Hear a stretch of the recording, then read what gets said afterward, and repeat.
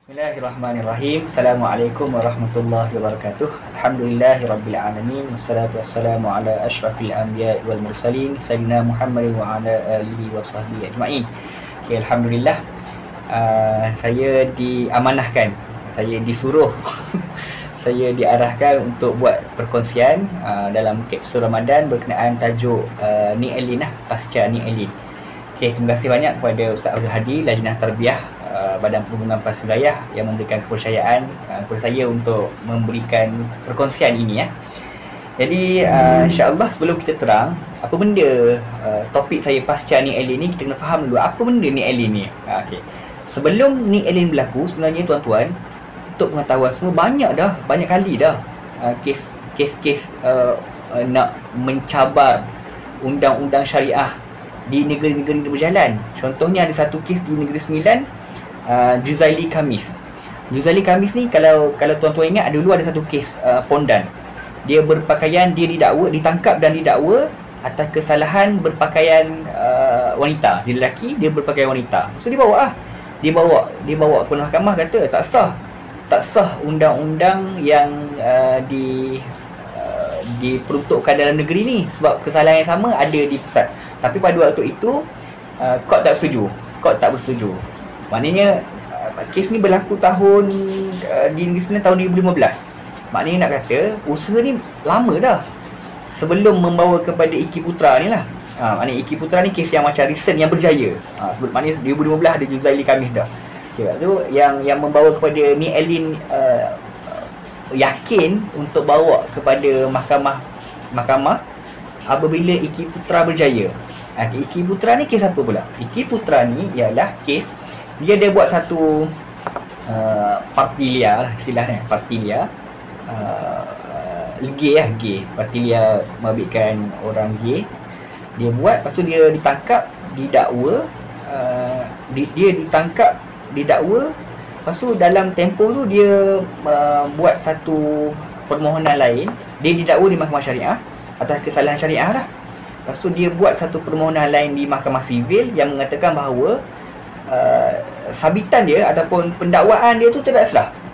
Kenapa? Sebab ada dah jenayah liwat dalam undang-undang sivil. Ini yang menjadikan polemik yang membawa kepada kes Ni Elin lagi ni lah. So dalam kes Iki Putra, berbeza dengan kes Juzaili tadi, mahkamah bersetuju. Mahkamah kata bahawa Dun Selangor Seksyen 28 enactment jenayah syariah Selangor ni berkaitan dengan liwat tu tak sah. Tak sah sebab apa? Sebab Selangor tak ada kuasa, Dun Selangor tak ada kuasa untuk mengubah undang-undang sedemikian, memandangkan dah ada kesalahan liwat yang sama dalam kesalahan liwat dalam Seksyen 377 Kanun Kesesahan. So dia punya hujah ialah dah sebab ada dua benda, dah ada dua undang-undang yang sama, maknanya tak kena lah. Maknanya kena salah satu je lah. Sebenarnya pendapat sebelum penghakiman dalam kes Iki Putra ni dah ada pendapat. Dalam kes Ayah Pen, Sulaiman Takrib, apa benda court kata macam tu? Tun Abdul Hamid kata kalau katakanlah undang-undang tu dah ada di mahkamah, di undang-undang tu dah ada di sivil, jenayah tak ada. Dia ada dua pendapat waktu tu. Yang pendapat yang pertama Tun Abdul Hamid dalam kes Sulaiman Takrib. Tapi pendapat kedua oleh Tun Raus dalam kes Z Publication. Dalam kes Z Publication ni kata apa tuan-tuan? Dia kata kita mengiktiraf kewujudan dua jenis undang-undang, dualisme ni. Dualisme ni sistem dua undang-undang, dua mahkamah, kan? Maknanya kita mengiktiraf sebab kedua-duanya ni dia ada punca kuasa tersendiri. Maknanya melalui undang-undang tubuh negeri, Dun buat undang-undang yang terpakai untuk state list lah. Dan Parlimen pula dia ada punca kuasa melalui Federal Constitution, Perlembagaan Persekutuan, untuk buat undang-undang juga. Maknanya tak ada orang yang boleh kata pihak ni salah kan. Dalam kes Z Publication, Tun Raus ni kata pula, asalkan dia boleh pilih salah satu daripada mana-mana lah. Maknanya kalau contohnya ada dah mahkamah syariah, ada dah mahkamah sivil, dia boleh pilih salah satu, asalkan dia tidak dikenakan dua-dua. Dua-dua ni jadi tak ada injustice kan. Maknanya salah satu, kalau kena dah satu, tak boleh kena dah satu lagi. Ni pendapat approach yang dipakai oleh Tun Raus. dalam kes Z Publication. Ini ialah situasi sebelum Iki Putra. Tapi dalam Iki Putra, mahkamah membuat keputusan untuk kata bila dah ada kesalahan dalam mahkamah sivil, apa-apa yang diputuskan, apa-apa yang dikanunkan, ditaknin dalam mahkamah syariah terbatal, dalam undang-undang syariah terbatal. Itu yang berlaku dalam kes Nik Alin. Tuan-tuan, dalam kes Nik Alin pula, Nik Alin ni bukan orang macam yang tadi Juzaili, Iki Putra. Dia bersalah tau. Dia disabitkan bersalah. Nik Alin ni tak ada benda-benda. Dia kata dia pencinta perlembagaan. Lepas tu dia buat satu apa kita kata, notis permohonan lah untuk menyemak balik. Dia untuk kata bahawa undang-undang yang digazetkan oleh Dewan Undang Negeri Kelantan ni tidak sah. Atas alasan dah ada dipakai Iki Putra. Dipakai kes Iki Putra. Nak kata tak ada. Okey, itulah secara mudahnya apa benda apa kes Nik Alin. Supaya kita boleh proceed kepada bahagian kedua perkongsian saya pada hari ini. Apa pasca Nik Alin ni, apa yang berlaku? Okey, baik. Pasca Nik Alin ni ada berlaku, saya ada buat study sikit saya ada rujuk kitab. Ada kitab berperujukan sikit perujukan Malaysian Constitution, A Critical Introduction, dengan ada saya makan dengan beberapa orang guru. So ada beberapa benda yang tuan-tuan kita kena faham dan kita kena sedar benda ni berlaku. Yang pertama, dia walaupun kes Nik Alin ni berlaku di Kelantan, apa yang PAS takut benda ni menjadi domino effect kepada negara-negara lain ialah benda ni diputuskan di peringkat tertinggi. Mahkamah Persekutuan ni merupakan mahkamah tertinggi. Jadi keputusan Mahkamah Persekutuan ni mengikat mahkamah-mahkamah bawah dia. Bila mana enactment syariah di negeri Kelantan terbatal atas sebab kesalahan yang sama ada dah digazetkan dalam undang-undang sivil, maknanya enactment Pahang, Pulau Pinang, Negeri Sembilan, Selangor, Johor pun akan boleh dibatalkan. Boleh terbatal. Kesalahan-kesalahan macam liwat, muncikari ni bapa ayam, pelacuran lah. Liwat, minum arak, judi, benda-benda ni sebab dah ada dalam undang-undang sivil, maknanya benda-benda ni boleh terbatal juga. Maknanya secara tidak langsung dia sebenarnya tuan-tuan, dia menghadkan ataupun dia mengecikkan kuasa mahkamah syariah. Bayangkan tuan-tuan, kita ada 100 kesalahan yang mahkamah syariah boleh bawa. Ada 100 kesalahan. Lepas tu kita kurang 30 sebab ada dah undang-undang. Katakanlah ada undang-undang baru digazetkan oleh parlimen nanti, maknanya kurang lagi 20. Maknanya makin lama makin sikit undang-undang yang boleh didakwa di bawah mahkamah syariah. Kita mengecikkan. Sedangkan kita kata kita negara Islam kan. Tapi Islam ni tak terpancar melalui sistem perundangan dia. Itu yang pertama. Dan yang kedua, yang lebih besar ialah akan berlaku kelompangan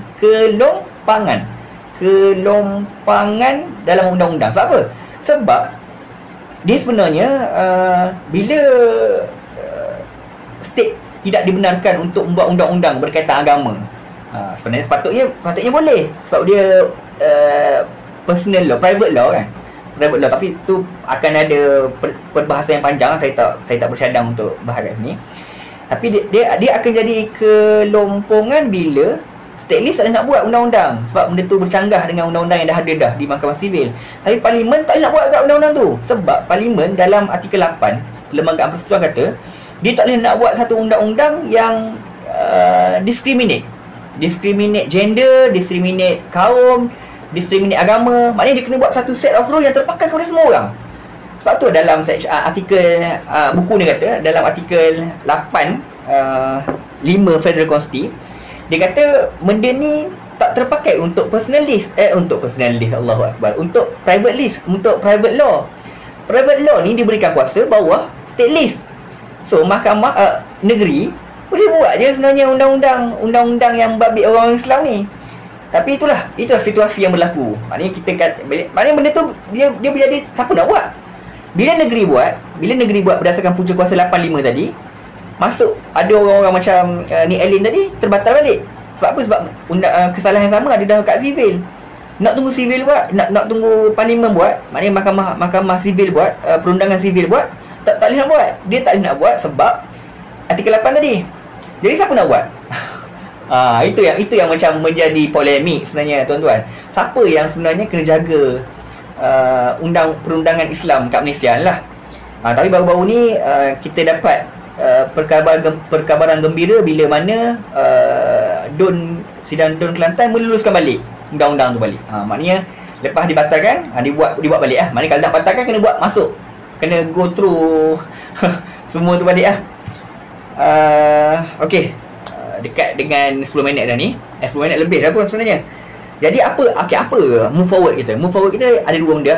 Saya rasa mungkin kita hipokrit bila kita kata ada satu sebaran yang kata pencinta Islam ataupun orang-orang yang kata nak hukum Islam ni menipu sebab hukuman untuk kes minum arak ataupun mahkamah yang undang-undang section yang dibatalkan bawah enactment kanun jenayah syariah Kelantan tadi sikit je, rendah-rendah je compare tu mahkamah sivil. Betul tuan-tuan, betul. Cumanya kenapa benda tu rendah? Kalau betul kita nak pakai betul-betul undang-undang takzir hudud kisas yang Islam bawa, teruk. Sebab itulah antara benda yang PAS nak bawa ialah kita nak buat 355. Kita nak menaikkan balik. Sebab kita sekarang terikat dengan limitation punishment bawah mahkamah syariah. Itu yang pertama. Yang kedua, maknanya nak kalau betul nak suruh sama tinggi, nak suruh betul tinggi, buat 55, benarkan 555. Naikkan 355, naikkan balik had hukuman yang ada dekat mahkamah syariah. Itu pertama. Yang kedua, semua pihak saya rasa kena berlapang dada dan kena interparti politik maknanya rentas politik untuk benarkan segera pindaan perlembagaan tentang preclusion ni. Sebab dia kita kata dia akan jadi macam ni. Isu kelompokan tu isu real. Siapa, pihak mana yang akan kena buat undang-undang berkaitan dengan undang-undang Islam? Kan?